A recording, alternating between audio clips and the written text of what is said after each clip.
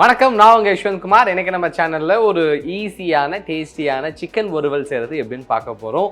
இந்த ரெசிபி ரொம்ப ஈஸியான ரெசிபி. இதுக்கு நம்ம வெங்காயம் தக்காளிலாம் எதுவுமே ஆட் பண்ண போகிறதே இல்லை. பட் இருந்தாலும் சுவை பிரமாதமாக இருக்கும். இதுக்கு தேவையான இன்க்ரீடியன்ஸ் எல்லாமே ரெடியாக இருக்குது. ப்ரிப்ரேஷன் ஸ்டார்ட் பண்ணிவிடுவோம். நம்ம இந்த ரெசிப்பியில் ஒரு மசாலா அரைத்து சேர்க்க போகிறோம். அதுக்காக ஒரு பேனில் 2 டேபிள் ஸ்பூன் அளவு சோம்பு, 1 டேபிள் ஸ்பூன் அளவு தனியா, 1 டீஸ்பூன் அளவு உளுத்தம்பருப்பு, 1 டீஸ்பூன் அளவு கடலைப்பருப்பு, 1 டேபிள் ஸ்பூன் அளவு மிளகு மற்றும் 5லிருந்து 6 காய்ந்த மிளகாய் சேர்த்துக்கோங்க. இதை லோ ஃப்ளேம்லேயே வச்சு இதில் இருக்கக்கூடிய மனம் வெளியே வர அளவுக்கு இதை வறுத்துப்போம்.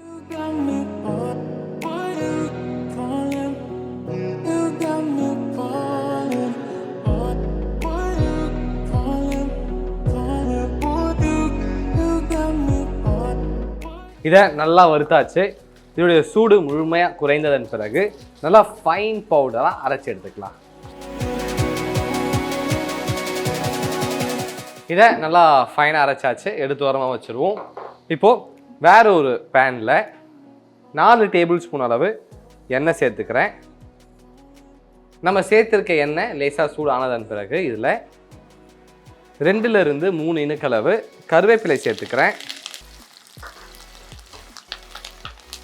கருவேப்பிலை நல்லா பொரிந்து இதில் இருக்கக்கூடிய மனம் வெளியே வந்ததன் பிறகு 1 டேபிள் ஸ்பூன் அளவு இஞ்சி பூண்டு விழுது, 1/2 டீஸ்பூன் அளவு மஞ்சள் தூள்,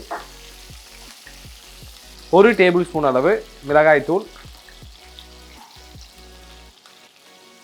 தேவையான அளவு உப்பு, ஒரு 6லிருந்து 7 சிக்கன் ட்ரம் ஸ்டிக்,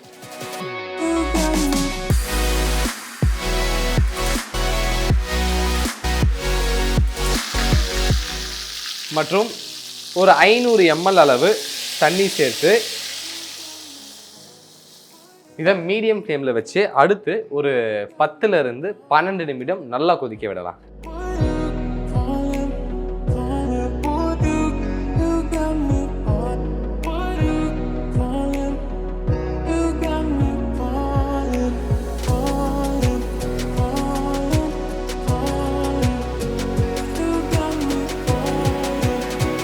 நம்ம சிக்கன் நல்லா குக் ஆகிடுச்சு. லிட் ஓப்பன் பண்ணிடுறேன்.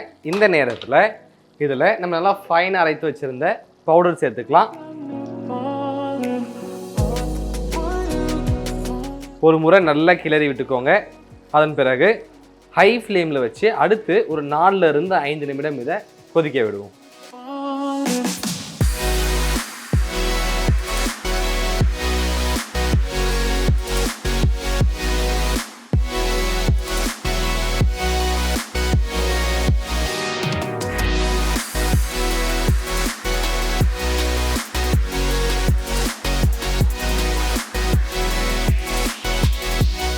நம்ம சிக்கன் வறுவல் ரெடி ஆகிடுச்சு. ஸ்டவ் ஆஃப் பண்ணிடுறேன். இதை எடுத்து அழகாக ஒரு பவுலில் போர்ஷன் பண்ணிக்கலாம். மேலே கொஞ்சம் கொரியண்டர் வச்சு கார்னிஷும் பண்ணிக்கலாம்.